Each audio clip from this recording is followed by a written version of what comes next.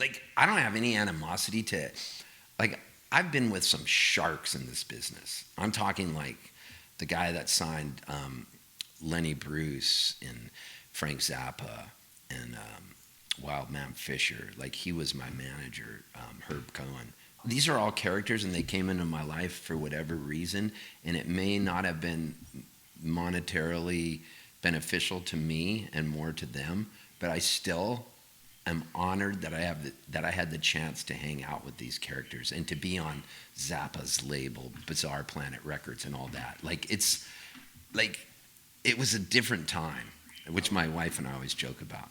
My only stories were with Herb Cohen and this guy Bob Duffy who managed us, and they were always on the road with him. And the closest I got to Zappa was they got Wildman Fisher, and Wildman Fisher was nuts. And he used to go out on the road with Zappa, and he spells his last name, I think, Fischer, Wildman Fisher. And he would go out and open for Frank and the Mothers, and he would do this thing. My name is Larry. I have a sister. Hi, Larry.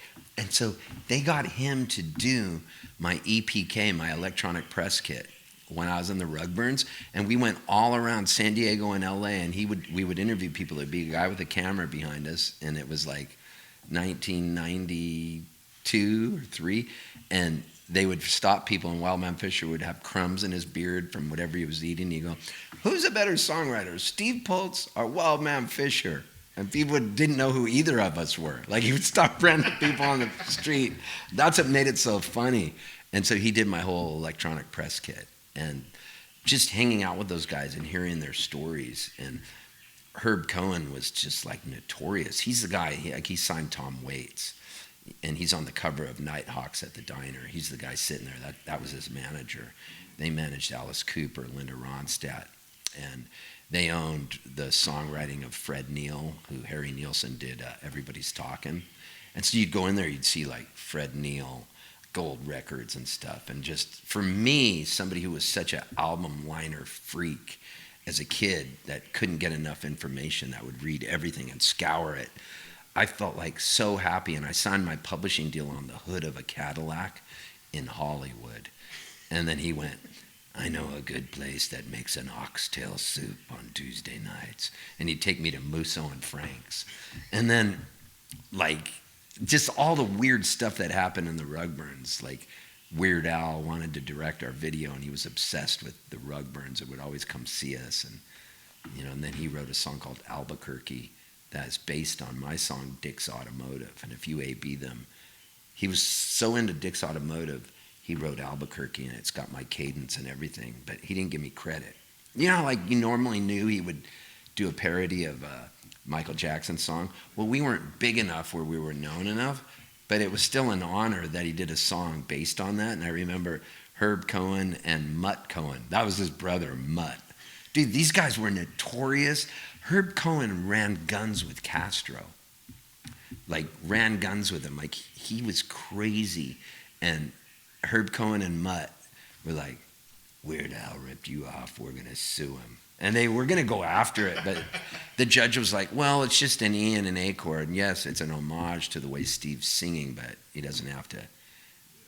And so they didn't do it. But it's funny because I just saw Weird Al in Australia recently, I think on my last tour, and I went to his show and went backstage and talked to him.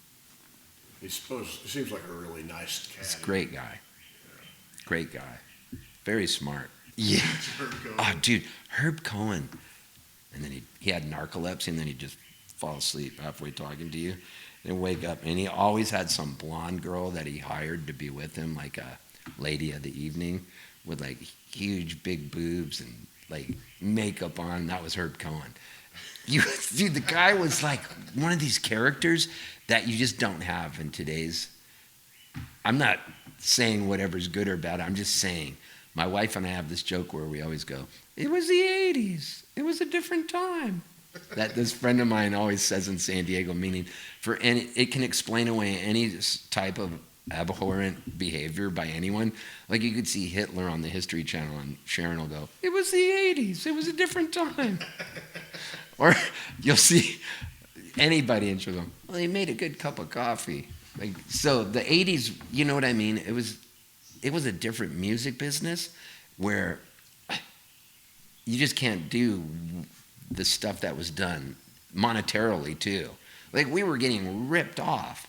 And nowadays, that's what's so cool about the music business is anybody can play. There's no gatekeepers. So in one way you think, yeah, the Coens probably took too much of my publishing and probably were unscrupulous. But in another way, I would have never gotten a jump start into what I was doing. I didn't know what I was doing. Buddy Blue brought the Coens to see us. Buddy Blue was in the Beat Farmers. He was a journalist. He went by the name Buddy Blue. He was this tough guy from Syracuse, but lived in San Diego and was in the Beat Farmers. But his real name was Buddy Siegel. He was just a little Jewish writer, but had a mean wit with a pen. Back when the pen could kill you. You know when they used to say the pen was mightier than the sword? I don't know that it is today as it was back then. Reviews could kill you back then. Nowadays, everybody's got a review. Everybody's yelping, you know? No one has an audience. Yeah, does anybody's word mean what it did? Like Robert Christgau, the dean of rock, you know, all these guys that, you know, Legs McNeil.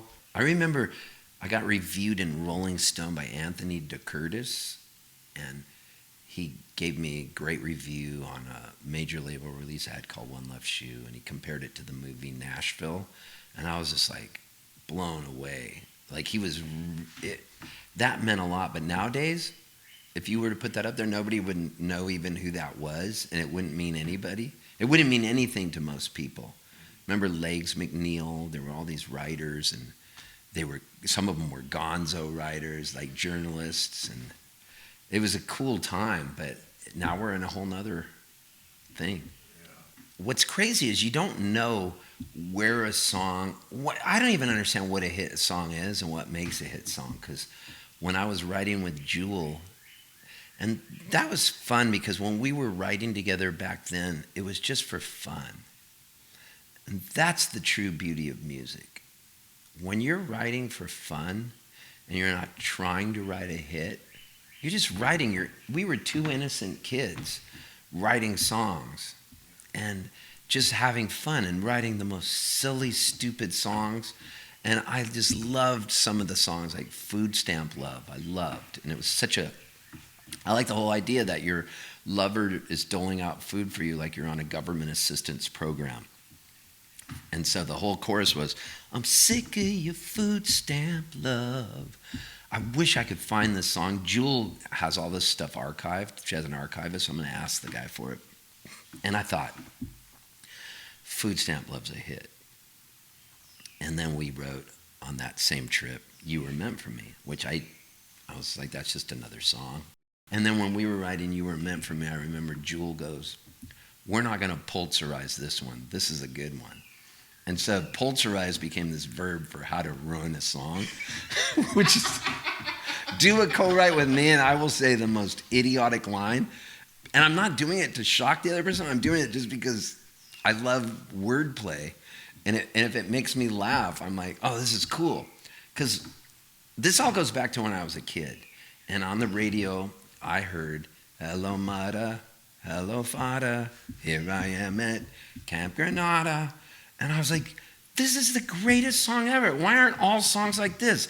And then when I heard Dead Skunk in the Middle of the Road, oh, dude, come on.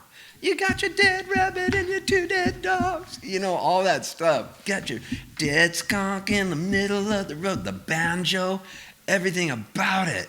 It was like, I wanted a song where I heard it and it killed me. And so when the Rugburns first came out, we had a couple funny songs, but Herb Cohen and everybody was like, we got to keep, we want to make this commercial, which I understand now because it becomes a novelty song, they call it. And my favorite thing to listen to was Dr. Demento. And so the Rugburns got played on Dr. Demento. And to me, that's the pinnacle of I could have ended my career then being on the Dr. Demento show. He played Hitchhiker Joe, and he loved that song. He goes, this is a band called the Rugburns, Hitchhiker Joe. And that song got played on 91X. It was about a cannibalistic hitchhiker that picks people up and eats them. And I wrote it with this buddy of mine. And so for me to have been on that and to have played and gotten on the Dr. Demento show, and I remember the exact moment it was played too, and it went on after Shaving Cream, the song, Shaving Cream, shave, and you think he's going to say shit every time, but he goes, and I went to a big shaving cream. It was so funny. And then Hitchhiker Joe would come on, Dead Skunk in the Middle of the Road, all these cool songs. And so writing with Jewell on You Were Meant for Me, she said, we're not going to Poltzerize this song. She goes, this is a really good song. And I was like, it is? I didn't know. And then we're driving back from Mexico after writing it on a drug bust. We ended up with these Mexican federales, which is a whole nother story. I mean, the pictures are on the internet. If you type in Jewell drug bust photos, we ended up like with all this weed and these Mexican federales, and they gave me a kilo of the weed, and we wrote You Were Meant for Me on that trip. And when we were driving back, You Were Meant for Me was written on these napkins. It blew out of the window. And she goes, you were meant for me. We got to get it. And we didn't have iPhones where you taking pictures of the words or type in a minute. It was just written on a napkin, and it was like the melody was just in our heads. It was like that Sean Connery movie, The Rock, and he goes, the blueprints are all in my head. That was like the song, You Were Meant for Me. We knew the melody, but we didn't have the words. And she goes, turn around, we got to get it. And I was like, no, we got food stamp love. And she goes, turn around, we need this song. And little did I know, this was like ignoring the lottery ticket. Thank God she yelled at me. And so I was like, fine. So I turn around and we get the song. And it becomes this hit.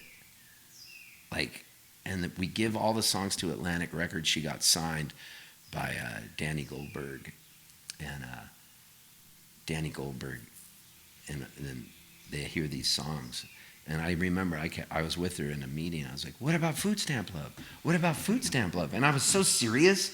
Dude, this should be in like, if they ever made a documentary of the biggest idiot in the world, like some Steve Martin, like The Jerk, I need that role. Where I'm going, what about Food Stamp Love? And they looked at me and they go, not only is it not going on the record, we never want to hear it again. Like they were just like, and I remember it crushed my soul. And they didn't say it to be funny, like, no.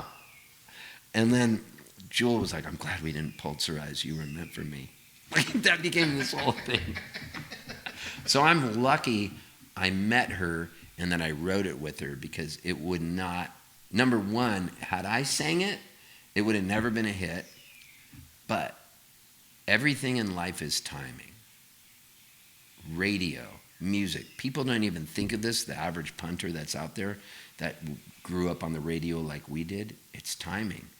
And everybody had finally gotten tired of grunge. When when Nirvana came out, it turned the music industry upside down. I'll never forget the first time I heard Nevermind. And I just freaked. I heard an advanced copy of it. And I was like, oh my God. The production, everything about it. The voice. And then eventually you had, Candlebox and Collective Soul and more kind of sort of grunge light bands. And everybody was tired of all these males yelling about shit. And then it became Sarah McLachlan, Paula Cole, Joan Osborne, Lisa Loeb, Sheryl Crow, Jewell, and Lilith Fair and all this stuff. And people's ears were tired of grunge, and for a while, women were a hot commodity. White, folk singing women, kind of acoustic guitar, became everywhere. It was crazy, and I just happened to be a recipient of good timing and luck that I met Jewell, and that she didn't let me Poltzerize the song, and also, because of that song, we didn't know who was going to sing it. And when we crossed the border, we went to La Posta taco shop, because it was like 1 a.m. And there was like these prostitutes that would hang out at the taco shop, because it's 1 a.m. and dudes would drive by to pick up a prostitute. And there was drug dealers. It was kind of a seedy area. But you could always get food there. It was a 24-hour taco shop. So we had come back from writing You Were Meant for Me. And we had sand all over us and surfboards. And I get out of the car and I go up to order 6 rolled tacos with guacamole and a bean burrito. And we're eating them, and there's these hookers there, and they start talking to us. And they go, "What are you guys, hippies?" And we go, "I guess so." And they go, "What do you do?" And we go, "We sing songs." So we start talking to them. "What do you sing? Sing us a song." And I go, "All right." So I go into the car and get out into the van and get out a guitar, and I sit there. We're sitting with like 4 hookers around us and a drug dealer. It was like really cool. And we're eating tacos, and they go, "Sing us your newest song." So I go, "Oh, should we sing them Food Stamp Love?" And Jewell goes, "No, let's sing You Were Meant for Me." I go, "Okay." So if you think of time, space, continuum, this string, You Were Meant for Me. This was the first focus group because we had just written it. Now the song has been ubiquitous, and people of a certain era will know it. Younger TikTok kids won't as well. They might know the chorus, but there's an era, there's an age group that if I play that song now, they're like, it's almost a Pavlovian response. It brings them back to a time, 1994. And so we sing the song for the prostitutes and the drug dealers. And I go, "Tell us who should sing it." And I sang it first, and then Jewell sang it. So after I sang it, they clapped. Then Jewell sang it, they clapped.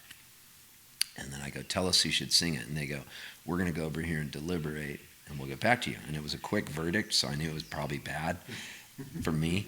And then I go, "Have you reached a decision?" She goes, "Yes, we have, Your Honor." And she looks at Jewell and she goes, "Honey, you sing that. That white boy can't sing." "Honey, you do that song. That white boy can't sing." And then she ended up taking it to them, and it became a hit, which I still don't understand how that even happened, but it did. And it went into the stratosphere and sold millions of records, millions. It was everywhere. And I was in the video with her. And I was in the Rugburns at the time, and we had a certain credibility as these wild rapscallions, drunk, playing, I don't know if you'd call it punk rock, but I'd call it more punky folk, Smothers Brothers, Zappa-esque, everything kind of mixed in. And we had this reputation, we were wild, and then all of a sudden people are watching MTV, and I didn't know the song was going to blow up, and I'm everywhere because I'm in the video with her, and I'm not wearing a shirt. Like, they're just saying, "Take off your shirt, come up from behind her like this," and blah, blah, blah. The director said that? Yeah, and so like the director's telling me what to do. I'm thinking, nobody's ever going to see this. Dude, everywhere I went, people would go, and in 1995, I guess, they were like, "That's a dude from the Jewell video." Like, it was unmistakable. So I was the dude in the Jewell video, and then I got a solo record deal because that hit. And I could have done so much more with that record deal. Like, I tell people now, I counsel younger people when they get a record deal. I don't try to become overboard with it, but if they ask me, I always say to them, you get one shot usually, like where you get a real powerful group around you that can boost you into the stratosphere. Play ball with them once just to see what happens. Like, I'm not saying sacrifice your whole moral compass or whatever. I'm just saying don't be obstinate to any suggestions. Like, they had suggestions for me, and I just thought, you don't tell me what to do. Like, I just had this attitude. And I'm not saying that you get this attitude, or at least I can only speak for me, where I was like, I remember they had this guy, Danny Korchmar. So Danny Korchmar was with James Taylor back in the day. He was in the Flying Machine.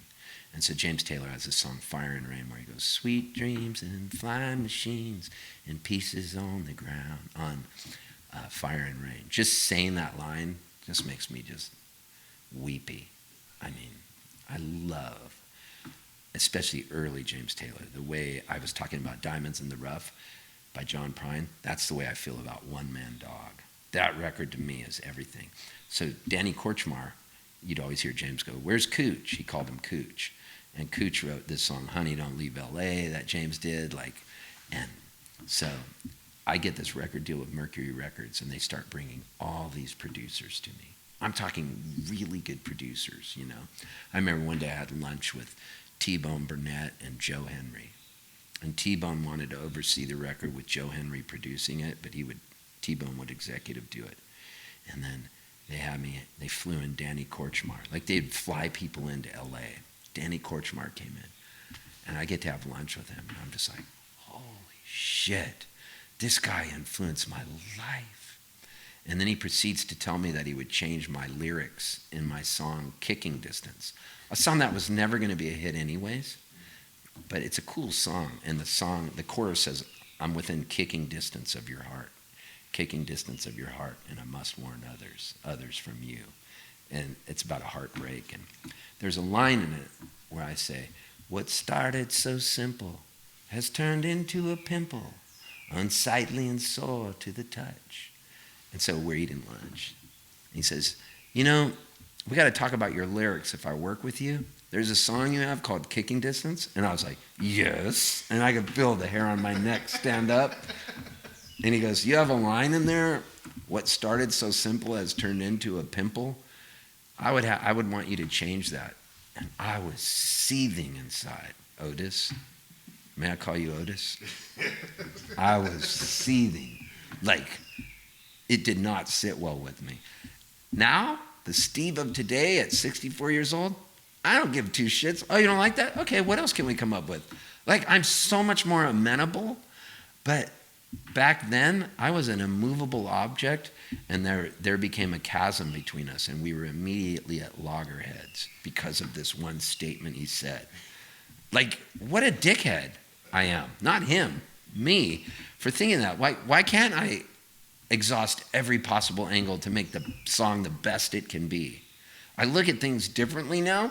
I don't know whether that's a good thing or a bad thing, but I will say I've become much more, I guess amenable is the word, to being able to change things. I have opinions about this. At that moment in your life, you hadn't done that much. You didn't have that much creative output. So this becomes a huge percentage of everything you've ever done, and it just seems way too important. All these years later, it's a tiny piece of your creative output. Yeah, that's it. It doesn't seem like that much a big a deal now because, I think people are this way with gigs, where they've only played so many gigs, so everyone is way too important, or way too much pressure. They're that way with albums, songs. Once you've put out a lot of stuff, you're just easier going with all of it. And I think it's not that you don't care about it. You just realize, hey, I'm going to take a shot at this and do it this way. And it's not a big deal. Maybe that person is right. Sometimes they're wrong. And you're the person that has to live with if they were wrong. So it's hard, but it's something that's at least worth considering. You just encapsulated it so well. Yes. Like back in those days, my heroes were the Replacements. Like that's like my favorite band at the time. And I still love them. I love the book Trouble Boys by Bob Mayer. What a great book. And when I was making the record, One Left Shoe's the name of it, and there was a song called Silver Lining on it, and that was like the emphasis track.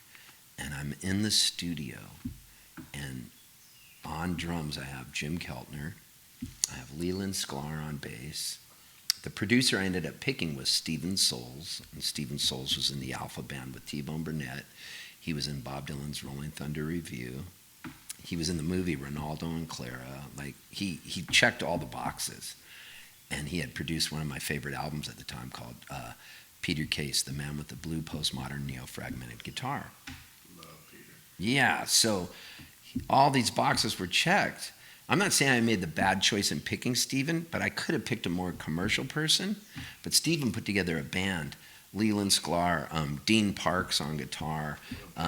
Dude, the bass player, Leland Sklar, then he also got Jerry Sheff to play bass on certain songs. And Jerry Sheff played with both Elvises, Elvis Presley and Elvis Costello. Sheff was in Elvis Presley's band, Jerry Sheff. And so Jerry Sheff came into play on the session, and he was deaf by then. had a deaf bass player who just did it by feel, and it was amazing. Like you could hardly hear. And I had the guy who was in Tom Petty and the Heartbreakers play keyboards, Ben Montench, and Stephen Soule's producing it. And dude, Dean Parks, what a guitar! Like that guy. You think people in Nashville are good? Like Dean Parks is like, I've never seen anything like this guy. So we're doing the session. Jim Keltner's on drums, and you don't even think it's the right take. Jim Keltner's like adjusting his headphones, moving this thing over here, grabbing something. The whole time he's playing, he's like, he's got a shaker going, and that's the take. You're like, it's playing with Jim Keltner was like being in a 1967 Cadillac, like Coupe de Ville in the back seat, and it's a little lowered, and you're just cruising, playing just a little behind the beat, but perfect. Oh my God, that band was so good. And I just thought all this stuff was always going to come to me. You know, a $200,000 budget, $100,000 video budget. And so we're making the record at Ocean Way. I'm sitting there. We're listening to Silver Lining, working on it. Jim Keltner's working on the drum parts. And who should come in? Don Was, and guess who he's producing? Paul Westerberg. And they both sit down.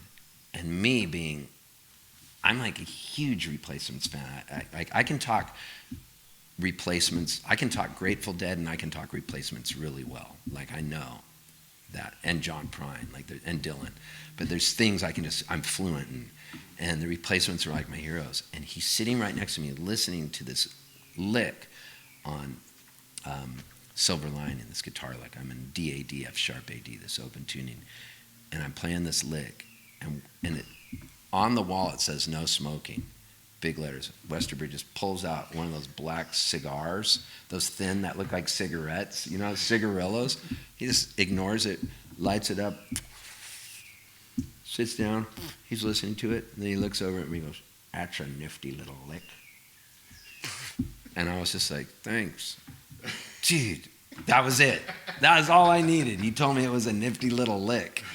So like making that record was something else, and being a part of that whole thing. And I guess what my point was, now the Steve that I am now, having been through all that, you really said it well when you said, I used to think, we have a joke that we still say it, and I say it to my friends right before we go on stage, or if I see somebody, I'll grab them, I'll go, remember, everything's riding on this one gig. Because I used to believe it. And there's a guy, do you know Jeff Berkeley? He's in a band called Berkeley Heart. He was a Kerrville New Folk winner years ago. Anyway, he produced my record, Folk Singer. He's a San Diego legend and a really great guy. And he's a good guitarist, but also a drummer and a percussion player. And so he was at this outdoor festival, and Jackson Browne was the headliner. And we haven't even gotten into Jackson Browne yet, but Jackson Browne's the headliner. And he sees my friend playing djembe on the little stage. You know, there's always a little stage at a festival, like the tweener stage. Jeff Berkeley's on the tweener stage playing djembe for a guy named Joel Raphael. Joel Raphael's a great songwriter. Jackson Browne sees Jeff Berkeley, and he summons one of his roadies to get him to play on the encore. Got a great pocket, you know, the djembe, the hippie drum. So Jeff Berkeley's like freaking out. David Crosby's standing on the side of the stage. The guy, Jackson Browne goes, "Let me bring out this young kid I saw over there. He's going to play with me on this song. Give it up for Jeff Berkeley." And as Jeff Berkeley's walking on the stage, he says his knees are shaking. And before he gets on stage, David Crosby grabs him. He said David Crosby is sitting there like a crow on the fence, and he sees him. He grabs his arm. He goes, "Hey, kid, remember, everything's riding on this one gig." And then he goes, "Don't fuck it up." And so we say it all the time to each other, because it's like the best philosopher ever who said it the best of all philosophers was the great Freddie Mercury, when he said, "Nothing really matters. Anyone can see.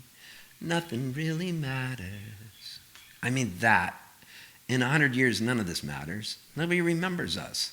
Yet we get so stressed out about like our slot on the festival, or is this going to work, or my guitar was feeding back, or I forgot a verse. The more you do it and you get your 10,000 hours in, the more comfortable you get. And so this was a long-winded point of meeting younger musicians now, and I'm like, if you got a shot, I was just telling my friend Cassandra Lewis this in Florida last week. We were at a festival, and she's got like a big team behind her right now and a big label, and she was saying, you know, I don't know, they want me to do this. And I said, please don't mistake this for any kind of mansplaining or unasked for advice, but can I say something? She goes, please, I really want you to. I said, let me tell you this story. And I told her about Cooch. And I said how I was like kind of hard to work with, hard to deal with, and I was getting drunk all the time. And had I done it again, I could have written with so many people. I could have picked a more pop producer. I didn't know I had one shot at the title. I made a good sounding record, but I could have made it a bit more commercial, maybe. Who knows? It's not like I sit here and worry about it and lament it. I'm just saying I was giving her advice. And it wasn't unsolicited, but I did offer up unsolicited advice, and I got her permission. But I tell younger artists this a lot now. Man, if you got a big team around you, don't just take umbrage right away. Mull it over for 24 hours. And if you really feel strong in your beliefs, I believe, adhere to those beliefs. But you might not be right, or there might be a better way to do it. I mean, there's so many stumbling blocks along the way. I always said on my tombstone, I wanted to say, we need help with tickets. Can you give it one more push? I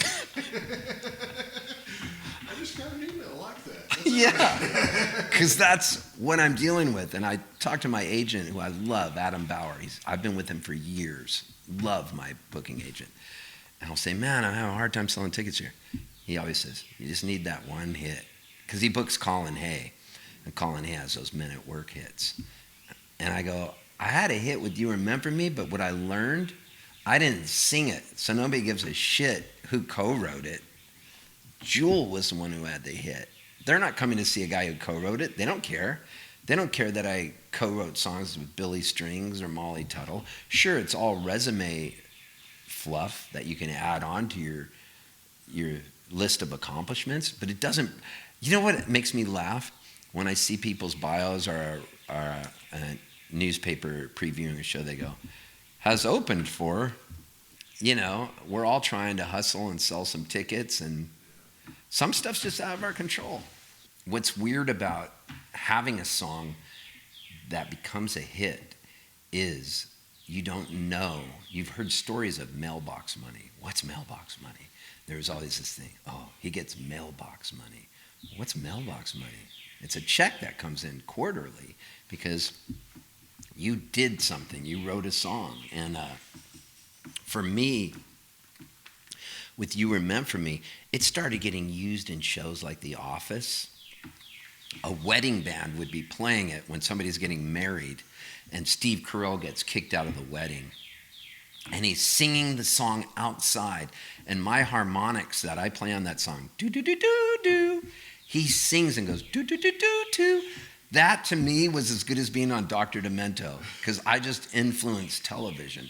So then it started getting on shows like American Idol and The Voice. And I remember it was on American Idol, and if it was played, I can't even remember what the amount is, but if it's played a certain amount of time, like over 16 seconds, I really don't know what I'm talking about, but there is a certain amount. And I remember it was on the show, and this is before you would put stuff on Facebook or anything, and my phone was ringing like crazy. It was like, turn on American Idol, your song's on.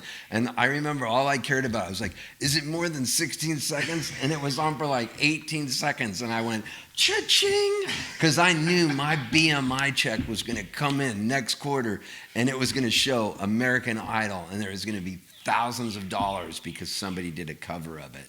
And that song really, really helped me a lot. Like I can tell you, I've been very fortunate.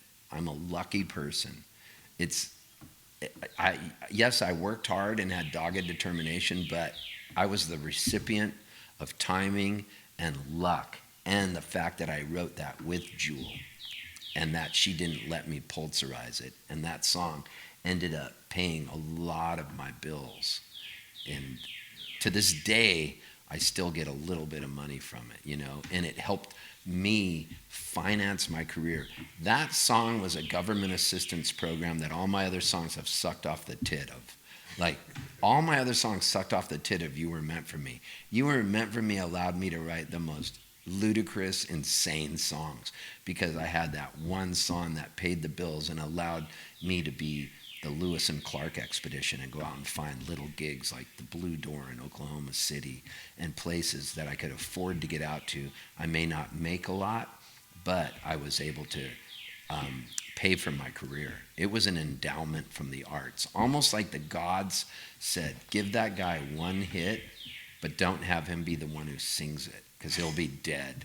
Just give him enough so it's trickle down, just a little trickle down every quarter, and he makes a little bit of money.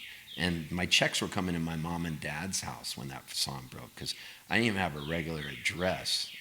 And I was always gone. And my dad, the first time a big check came in for the Jewell hit, it was like $130,000 check. And my dad opened it up and he called me immediately. And he goes, this must be a mistake. I'll put it in my account. And he did. And I was like, do it. They won't track you down. Like, I didn't even understand. I had no idea. And then I would go, that's when I learned, just shut up, you idiot. You don't know anything. Food stamp love isn't the hit. Like, I want people to know this. I want to say this. I've known you for about 25 years, and in that amount of time, I don't know anyone who's played more gigs than you, maybe not as many, and these are not huge stadium gigs where you go to the people and you'll play the coffee house, the local bar, someone's house, a house party or whatever, and a lot of people would have just sat back and tried to, well, this is what I'm going to do, and hopefully the mailbox will last forever, but you went out and you did exactly what you want to do every day of your life that I know of since then, and people should know that and respect that, I think. well, I didn't care about the money. Did I just make that awkward? No, I liked what you said. No, I love what you just said. Here's the thing. The money from the You Were Meant For Me was like a joke to me. And I never really spent it or touched it. I drove an old truck. I never moved from where I was living. I didn't dress differently. I didn't buy heaps of guitars. I lived the same life I was living because all I wanted to do was play, and I'd played on the streets. I'd played everywhere. That's all I wanted to do. So when I had a booking agent named Raji from Austin, and Raji World was her company, and I remember she was like, there's a gig. It's at the Steel Penny Pub in San Angelo, Texas. It's going to take you 10 hours to get there because, you're in Baton Rouge tonight playing at some crappy little venue, the Bayou or something. It'll take you 10 hours. It's a Pass the Hat gig. It's a Tuesday night, but they love you. And they're fans of yours, and they'll feed you, and they'll give you a place to stay. And all I heard was, they like me? They love me? Oh, man, they're such fans of yours. They'll be so stoked to see you. That's all I wanted. Okay, 10 hours, pass the hat, no guarantee. I'll go, see what happens. Because I was doing it, and I'm still doing it, because I get a joy of when I stand on stage and play, I would do it for free. It's the driving or whatever. They got to pay for the gas and the travel. But I still feel the exact same way I did back then. Yeah, I'll play the Steel Penny Pub in San Angelo, Texas with Susan Gibson. She wrote a Dixie Chicks hit, or now they're the Chicks, but she wrote a hit for them, and I get to hang out with her, and we both drank beers together and got completely hammered and told stories because we each had a hit song. And so the money didn't matter. It was the experiences. I wanted to be Dean Moriarty. You know, I wanted to be that character out of On the Road. And I wanted the experiences of staying up late, hearing your song, me going, here's my newest one, let's trade them back and forth. Having weird shit happen on stage where a guy in front of you just takes off his clothes and starts directing traffic like he's in an airplane or something. Like all these experiences are part and parcel of who I am, and why I still get off on playing these shows is because no two shows are alike. And so I have like hundreds and hundreds of songs and stories. I never write a set list. I don't even know what I'm going to say. I just have these stories at my command, and I riff on stuff, and it's like jazz. And so jazz artists love because they want to improvise. I'm improvising with words, and I'm making a song up on stage. Just the other day at a festival in Seymour, Indiana, I made up a song called Stormy, Trump, Hush Money, something like that, with a loop pedal. I didn't have it written down. I hadn't practiced it. It was just this idea, and I do it because it gives me a rush, and my body makes this adrenaline, and then I'm on a high. After that show, I'm like, yeah, I just wrote this song on stage. It's like a high wire act. So I'm hooked on the adrenaline. It's a drug, and now that I'm not doing cocaine and alcohol anymore, it's been 19 years, I still want that rush of a drug. And what I found out was by quitting alcohol and drugs, it made my brain more focused and more sharp. And I want to see what happens next. And so I'm the luckiest guy in the world to have been able to do this for so long and not have had a regular job, but I've worked harder than, I worked so hard at it. And it was because I kept saying yes to gigs, because I knew one gig would lead to another gig. It was like there were breadcrumbs, and I'd pick it up, and then I'd meet somebody like you along the way, and then somebody like you would say, hey, there's this cool place you can play. It's kind of weird. Oh, you got me already. What is it? You know, it's in Iowa. It's in Pomeroy or something, you know. And there's this guy that wears tie-dye, and he loves the Dead. Or there's some place along the way where they're going to feed you. Oh, they make the best biscuits. Oh, really? Afterwards, everybody sits and hangs out, and they feed you. And you're just like, this sounds cool. These are my people. Oh, my gosh. So Bob Dylan in San Diego, there were 3 people. There was a guy that was in the Rugburns named Gregory Page, really good songwriter. He plays in the Netherlands and the Benelux region a lot. Plays a little bit in San Diego. He's really close with Jason Mraz, and sometimes he'll go out and open for Jason. So Gregory Page and myself, we were in the Rugburns. We were both writing songs. And I had started going out with Jewell. And so Jewell was just starting to break and just got a record deal with Atlantic Records. And so there was a promoter named Bill Silva. And Bill Silva, I think he owned the Hollywood Bowl, but he ended up becoming Jason Mraz's manager. And he had this company, Bill Silva Presents, and he would bring huge acts, you know, Bob Dylan, who knows, Rolling Stones, like huge promoter. So Bill Silva comes up with this idea. He brings Bob Dylan. He wants 3 up-and-coming songwriters to open for Bob Dylan. And I was one of them, Gregory was one, and Jewell was one. So we got to open for him. And the closest we got was he would stay in his bus, had it parked there, and just walk off to go on stage and just look down. Wouldn't talk to anybody. So he got on stage, but I got to open for him. And then Jewell, out of the 3 of us, Bob Dylan picked Jewell to open for him. Like, why didn't I get picked? I mean, it was obvious why I didn't get picked, but, you know, looking back then, I still thought, why didn't he pick me? But so Jewell gets picked to go, and I was like, you have to tell me everything, because I love Bob Dylan, like John Prine, Bob Dylan, like, you know, they're our teachers. And so she calls me the first night, and she goes, they said I'm not going to meet him. Don't even try. It's just not going to happen. And she's doing like 10 dates with him. But prior to her leaving, Bob Dylan had sent Jewell, because me and Jewell were living together in San Diego in my little beach pad. And Bob Dylan had sent her a box set of Jimmy Rogers, the yodeling brakeman, because Jewell yodels. Because Jewell grew up in Alaska on a homestead, like, shitting in an outhouse, killing her own cattle, like, to eat, like, she was like a true, like, rode a horse everywhere and kept a knife in her sock and that kind of person. Like she really was this, she was like a feral cat. And so Bob knew this. Yeah. And so Bob knew she yodeled, so he sent her that. And then she goes, yeah, but they said I'm not going to meet him. And then she calls me then after the first show, or the second show, I think it was, and she goes, oh my God, you're not going to believe it. And I go, what? And she goes, I finished my set, and Bob Dylan was getting ready to go on, but they said, Bob wants to see you. And I go, what happened? Tell me everything. She goes, okay. I go into this room, and the room only has one entrance. That's all that's there. There's no other way to get out. And there's 2 chairs, almost like we have set up here, but there's a light bulb overhead just dangling from a wire in the middle of them, like an FBI interrogation room. That's all that's there.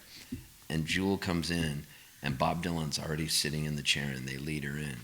And he looks at her, and this is after her record started to break. And she had a song called Who Will Save Your Soul that was getting a lot of play, and Bob Dylan really liked that song. And so Dylan goes, Jewell, you sold like a gazillion records since I last saw you when you opened for me. And she goes, yeah. And he goes, did you get the gift I sent you? And she goes, yeah, the Jimmy Rogers, the yodeling brakeman. He goes, I sent you that because you yodel. And she goes, yeah. He goes, you got it? And she says, yeah. He goes, did you like it? She goes, yeah, I did. And then he goes, well, how come you didn't thank me? And she goes, what do you mean? How come you didn't thank me? She goes, what am I going to do? Look up Bob Dylan in the yellow pages? Because she's got a real smart mouth. And he goes, well, you could have called my secretary. And so that night when she had played, she ended her set with Who Will Save Your Soul, but her guitar had gotten whacked out of tune, and she was panicking on stage and lowered it like 2 steps and had it in a weird tuning and ended on it. And then he goes, how come you didn't play Who Will Save Your Soul tonight? And she goes, I did. And then he goes, no, you didn't. She goes, yes, I did. And he goes, no, you didn't. She said, yes, I did. And then he goes, then it must have been in a different tuning. And then she goes, I looked up, and there was only one way out, and he was gone. And I go, what do you mean he was gone? She goes, it was like he disappeared. She goes, then I stood side stage to watch his show, and he would come off one side of the stage and appear on the other. She goes, I swear to God, Steve, he disappeared. So that's as close as I got. Did he talk to her at all throughout the rest of the tour? No, that was it. He brought her out to sing with him. And one night he said to the audience, she sings better than Joan Baez, and gave her a noogie on her head, like a... She goes, it was so weird. I love that, because I love Bob. It made me happy, you know? He's just a quirky guy. If you wanted to hear a different story... Go for it, whatever you want to tell us. So I had this has nothing to do with Bob Dylan, but I had this manager, and I shouldn't say his name, but I'm gonna, because he told me this in confidence, but it's a cool story. So his name's Charles Dreby. He's from Atlanta. He's a music attorney, but for years he managed the Blind Boys of Alabama, Ruthie Foster, and he managed me. And he's still a friend of mine, but I didn't want him to be my manager because I was just too reckless. When I met him, he just had this idea of how he wanted me to be. He wanted me to be kind of clean cut, and he wanted to pitch me to PACs. Is that what they're called? Yeah. Performing Arts Centers. Yeah. And wanted me to be more wholesome. And I had just sent these posters out to clubs, and it was a rock. And I'm catching it, and the rock is blurred. So it's like, you see it mid-shot, and I'm like this. And I named the tour the Catch a Falling Turd Tour. And I'd already sent this out to all these clubs in Indianapolis, all these places. And he was incensed. And he said, these are not the kind of artists we have on our roster. you need to get these and recall them all and take them back. And it was then that I knew I had just entered in the most horrible marriage. And I was with him for 3 years. And now, like, I love being around the guy, but to his credit, it was like trying to manage a wild horse. Like, I understand his point of view. It's just so, anyways, he told me this story.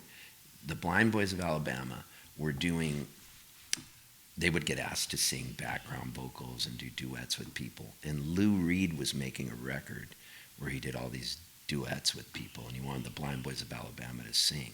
And the Blind Boys don't know who Lou Reed is. They don't know his history with Nico and Andy Warhol, and how, like, when you know about people, it's almost can become like Emperor's New Clothes in one way. If you don't know this kind of music, you see people just throwing hosannas at these people. But imagine you're the Blind Boys of Alabama, you don't know who Lou Reed is. So they go in to sing, and they're singing with him, and they're obviously blind. They can't see when he's around or not. So they get in to leave the studio, and they're in an elevator. It's just Charles Dreby and the Blind Boys of Alabama. And the elevator door shuts. They know what's going on. And then one of them goes, "Is he here?" And Charles goes, "Who?" He goes, "The guy we sang with. Is he in the elevator?" And he goes, "No." And then the other guy goes, "Who told that man he could sing?" And they all just start laughing. God, I love stuff like that. I probably wasn't supposed to tell that story, but I don't care. You can publish it. Charles knows me well enough, and he knows whatever he says I have. Oh, yeah, you can include everything I say. Everything I say is allowed. But I will say this about Charles. He's got good ears, and I love the guy. I went to Ireland in 1988, and I was playing on the streets, so I was just over there busking. I was busking all around Europe, and I'd had this job where I was a nipple salesman in San Diego. So I graduated from USD, and there was a plastics factory that was advertising, so I needed to get a job, and my parents said to me, when you graduate, I never forgot this. They took me out to dinner to tell me this. When you graduate, you can't move back home. And in my mind, I was thinking, well, I don't want to move back home. That's the last place I want to go. But thank you for saying that, and I was really happy they said it, because it almost gave me permission to cut the cord. My parents always made me feel pretty loved, and so I was fortunate. A lot of people don't have that. And I was going to USD, and there was a place where they would put up jobs where they're interviewing people, and so it said plastic salesman, and I just thought, I have a degree in political science with a minor in Spanish. What am I going to even do? So on stage, I sometimes say, I have a degree in political science with a minor in Spanish, so I knew I wouldn't have a job, but at least I'd know why. And so I go there to the interview with this guy, and I had eaten a bunch of magic mushrooms the night before with these two girls, Kiara and Elizabeth. They were my neighbors. And we ended up in a bathtub, and I was in my underwear, and I was putting toothpaste on my legs, and they were shaving stripes down the sides of my legs with a razor. And then I had them get a dozen eggs out of my refrigerator and break them over my head, and then we spray painted the walls, and I just went nuts. And then my roommate, Daryl, came home, and he said, "Hey, you got to go to this job interview." And I went to the job interview, and it was like, all of a sudden, I had eaten more mushrooms at like 3 in the morning because they hadn't kicked in high enough. And I was tripping so heavily talking to this guy, because it was like an 8 a.m. interview. His name's Tom Plain. And it was like I became Tony Robbins or something, or Stephen Covey, the 7 Habits of Highly Effective People. And I'm talking to him. He ends up going, "Shut up, just stop talking." And he writes down a number. He goes, "I don't even know where you've been, but this is exactly what I'm looking for. I need you to do sales." And he hands me a piece of paper. It's 1985, and he writes down 17.5, and he's offering me a salary. And he slides it across the table, just like they would do in the movies. And I have no clue what 17.5 means. And he hands me a pen. So I scratch out 17.5, and I don't know what game we're playing. And I write down 14.2, because I'm tripping. I hand it back to him. He goes, "Why would you take less?" And I said, and then I realized, I was like, oh. And I go, "Because I want less." He goes, why do you want less? I said, because I want more. And he said, what do you mean? I said, I want more in the back end. I want a percentage. I believe in what I'm doing, and I don't need a lot up front. I will make you money. And he just goes, you have the job. And I said, can I have a company car? And he goes, yeah. And he hands me the keys, and I go, can I pick it up on Monday? Because he wanted me to start. So I go, and so I work for him. And I read this book called The Razor's Edge by William Somerset Maugham. And he's a great author. Maugham is spelled M-A-U-G-H-M. Fantastic. I think he's a British author maybe, or maybe American, I can't remember. And in the book, the protagonist goes to bum around Europe. And this book really affected me. Like, I can't tell you how much it affected me. And all I thought about was the protagonist and how he quit his job and went and bummed around Europe, and how everybody said, you're just going to be a bum? And so after 3 years of working for this guy, selling nipples, I was a nipple salesman, a pipe nipple, PVC plastic, and we'd have these meetings, like a nipple is like, and you could have a 6 long-inch nipple, 1/2 by 6, and all that, and you screw a sprinkler head on top of it. So it was like the clock was going backwards, like in Ferris Bueller's Day Off when I'd be at work. And I just go, this is killing me. So I went and talked to my boss, and I said, I need a little time off. And he said, how much time do you need, a week? And I said, no, 9 months. And he was like, looked at me, he goes, you're crazy. Why? And I said, I want to play my guitar on the streets. Where? Europe. And he actually said, like a bum? And that made me so happy. And I go, yeah, like a bum. And he goes, you know what? You are so crazy. I'm going to give you your 9 months. I'll give you it, but you have to make me a promise. I said, all right, anything. He goes, promise me after 9 months you will come back and work for me again. You have to do that, and I'll give you 9 months off, and your job will be waiting. And he said, handshake deal. Reached my hand over, I shook his hand. So I went to Europe. So I'm playing on the streets. I end up going over to Ireland. I end up in this town called Tralee, where they do the Rose of Tralee. They crown the girl the Rose of Tralee. And there was a buskers festival happening outside. And I was a busker. So I just set up and started playing. And these 3 Irish dudes walked by. And I don't even know what I was playing, but they threw money in my case, and they liked me. And then they said, do you need a place to stay?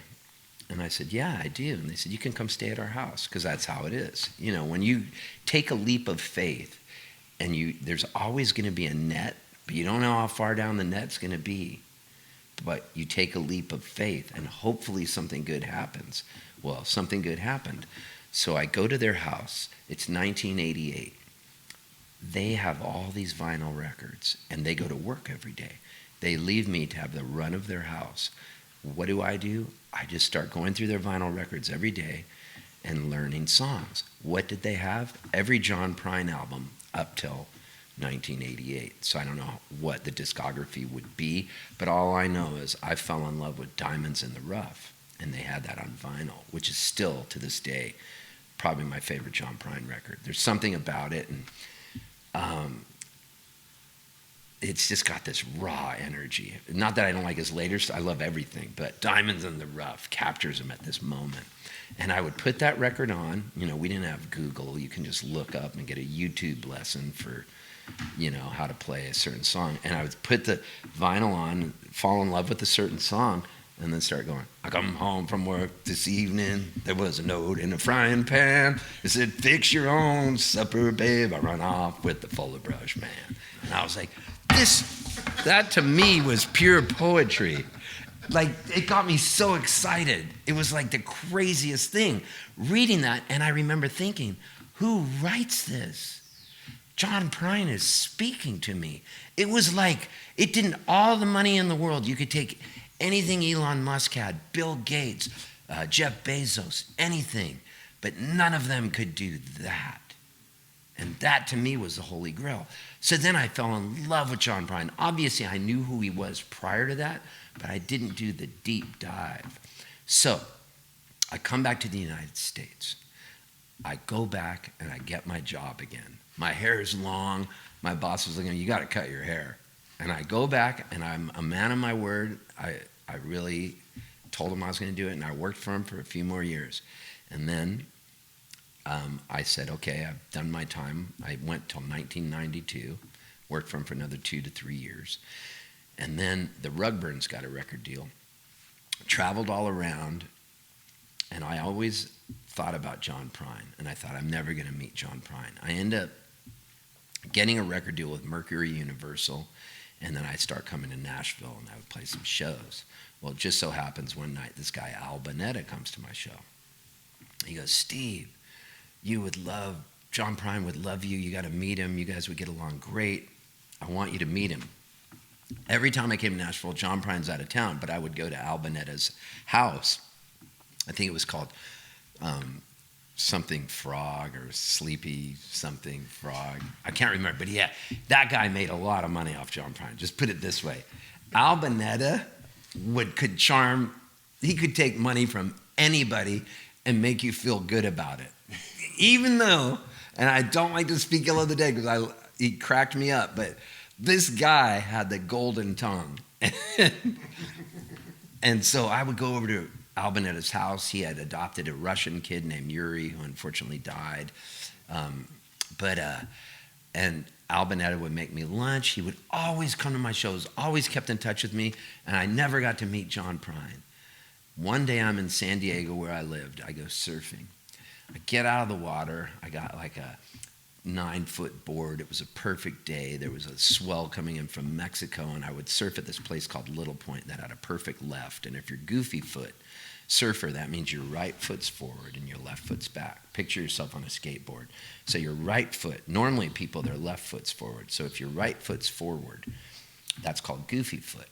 Now, if you're goofy foot, you want a wave that goes to the left because you're facing the curl of the wave as it breaks and you're surfing, and it's just like this beautiful thing rather than backsiding it. So there's a place that had a perfect left called Little Point. I get out of the water, throw my board in my Volkswagen van. I had a VW Euro van, Westphalia camper, and I get home, my answering machine light's blinking, and I know John Prine's in town that night playing at a beautiful place, Spreckles Theater, and it's sold out. And the message is Al Bonetta. He goes, Steve, John Prine's in town tonight. Give me a call. And I go, oh, he's going to offer me tickets. This is so cool. So I call up Al Bonetta, answers the phone. He goes, Steve, thanks for calling me back. He goes, John Prine's in town. I go, I know. It's sold out. He goes, oh, that's too bad. He goes, listen. And my heart just sinks. And I just thought, oh, I don't know what he wants. Okay. I go, I'm not going to get tickets, but that's cool. I'm not going to beg him for them. And so he goes, listen, can you do me a favor? And I go, yeah, what do you need? He goes, can you pick John Prine up at his hotel and take him to the Disney store? Dude, if you know how Snoopy would do the Snoopy dance where his ears go up and he's flying in the air? That was me. I was Snoopy. I was trying to control my energy and not get overboard and queer the deal. Where he goes, wait, this could be a possible stalker.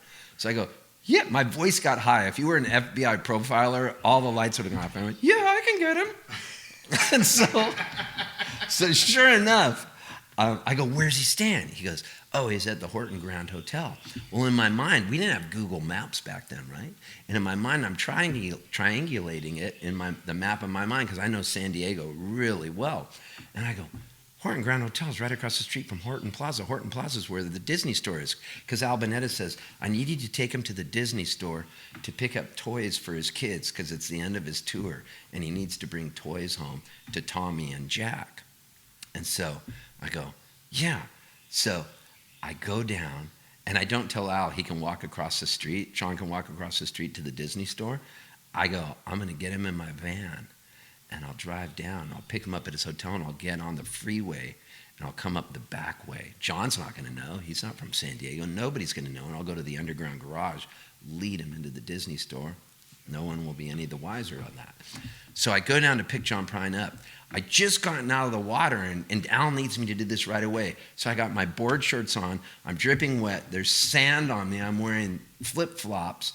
I had just driven through Rigoberto's, got 6 rolled tacos with guacamole and a bean burrito, and you could stick the rolled tacos in the bean burrito and the crunch with the beans and the cheese and the guacamole. I'm eating them because I'm starving because I've been surfing. I got John Prine CDs in my van, all these CDs. It's a mess, just like what you would think a musician surfer's van's going to look like. Melted surf wax. So sure enough, I pull down to pick John Prine up. He comes out. He opens the door of my van, and out on the ground, Sweet Revenge, John Prine CD, drops on the ground with a bean burrito on it, and it's cracked. And he looks at it, and he picks it up. There's melted beans on John Prine's face where he's on Sweet Revenge. And he gets in the van, and he goes, I love what you've done with the place. So I get on 5 South, and I start driving. Now, the whole problem is I'm so excited because I got John Prine in my van, I forget what I'm even doing. I'm so nervous. I'm just thinking, John Prine's in my van. I'm trying not to go overboard, but I'm talking to him. Next thing you know, when you're in San Diego, you're 20 minutes from Mexico, right? From Tijuana. So I'm just driving down 5 South. All of a sudden, a sign says, Tijuana, 5 miles. And John Prine goes, is the Disney store in Mexico? And then I go, oh no, we're almost there. So then I get off of 5 South and I get on 5 North. Like John Prine has no sense of direction. He sees we're on 5 South. And now we're on 5 North. And he goes, weren't we just on 5 South? And I go, yeah, we're almost there. So then I get off. I go to the underground garage. I lead him into Horton Plaza, into the Disney store.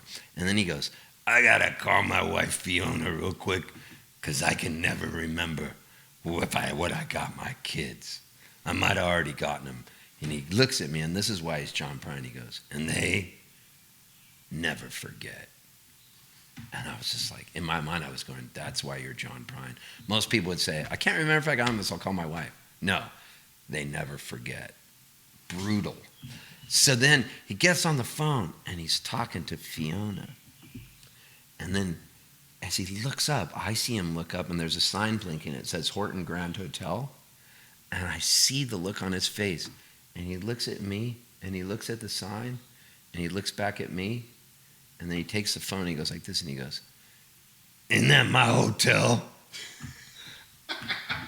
And I'm totally busted, so I don't know what to do. But I go, they must have moved it. But I said it seriously. So now, this ride that he thought he was with a nice guy has become a Stephen King novel. And this is like, I'm going to take him home and hobble his knees and chain him to a bed and make him write me my own John Prine songs like Misery. So this is a full Stephen King novel. And he looks at me scared, and he buys the toys for Tommy and Jack. And then he goes, are you going to drive me back to my hotel? Or should I just walk so I don't end up in Mexico? And then I go, get in the van, John. Like that. Almost like it puts the lotion in the basket, in that type of voice. And he goes, what? And I go, the van. Get in the van, John. And then he goes, okay. And he gets in the van like once bitten, twice shy. No. He gets in the van, and I drive him through the underground garage, and I drop him off at his hotel. And then he goes, are you coming to the show tonight? And I go, no, I don't have tickets. It's sold out. And he goes, now you do. And I go, let me give you my name. And he goes, I know who you are. Al warned me about you. And then I go to the show that night, and the tickets are front and center. And he walks out on stage, and he sees me, and he just goes. So yeah, I met John Prine once.